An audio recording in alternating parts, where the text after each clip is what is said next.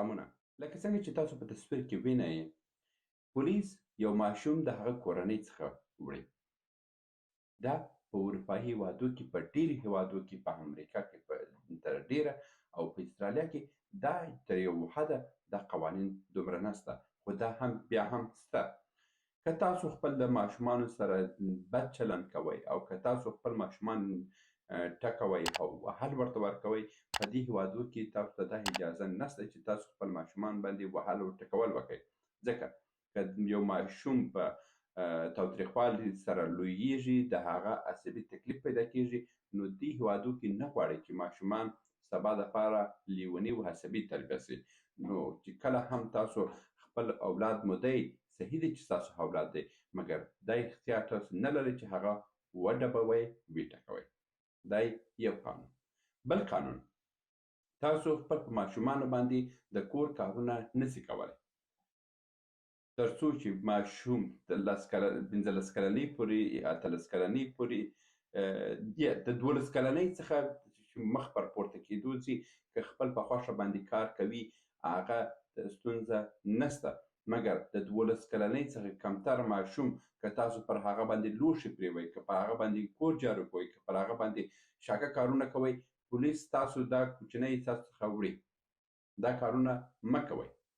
بله خبره دا ده چې کله هم په یو ماشوم سره د پلار او مور جنجالونه دي، یا خپل هغه پلار او مور په کور کې شخړې او جنجالونه لري، دغه ماشوم څخه په مکتب کې پوښتنه کېږي چې ستاسو مور او پلار په کور کې څه رقم چلند لري.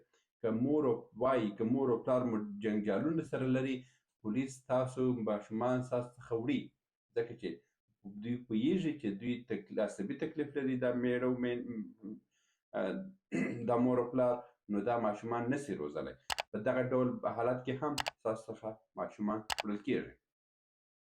په استرالیا کې چې کله هم یو ماشوم پر بدن باندې د تاوتریخوالي علامات واوسي، هغه ماشوم ستاسو څخه اخیستل کېږي. او که تاسو خپل ماشوم په کور کې پرېږدئ او تاسو ځئ خرید ته ځئ، سودا ته ځئ، په دغسې یو حالت کې هم که پولیس خبر سي چې تاسو خپل ماشوم په کور باندې ایښی دی او خپل ماشوم مو وړی نه دی، همسایګان او یا د هغه بلډینګ خپله امنیتي کامرې خبر ورکوي پولیس ته چې دغه کس خپل ماشوم یو نه وړو، دوی خپله ووتل د باندې او ماشوم یې پر کور پاته دی.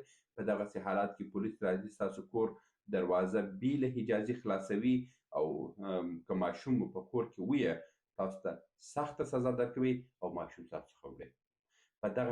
په دغه حالت کې تاسو باید ډېر خپل پام ونیسئ. په استرالیا کې که تاسو ژوند کوئ، تاسو خپل ماشوم یوازې پرېښودلو حق نه لرئ. که تاسو خپل ماشوم د 12 کالو کښته ماشوم په کور کې پرېښولو او دروازه مو ورباندې قلفه کړه، تاسو د مجرم ګڼل کېږئ او تاسو ته سخته سزا درکوي او ماشوم تاسو څخه اخیستل کېږي.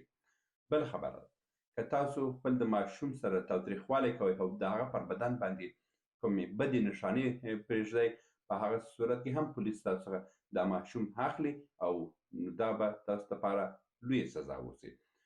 دا د استرالیا قوانین دي، مګر په اروپایي هېوادو کې دا قوانین ډېر سخت ګیرانه قوانین دي. په کور کې د مور او پلار بد چلند او دغه ټول قوانین باعث کېږي چې ماشومان تاسو څخه یوسي او تاسو ته سخته سزا درکړي. نو تاسو په دې هکله باندې خپل فکر ونیسئ او خپل ژوند مطابق کوئ.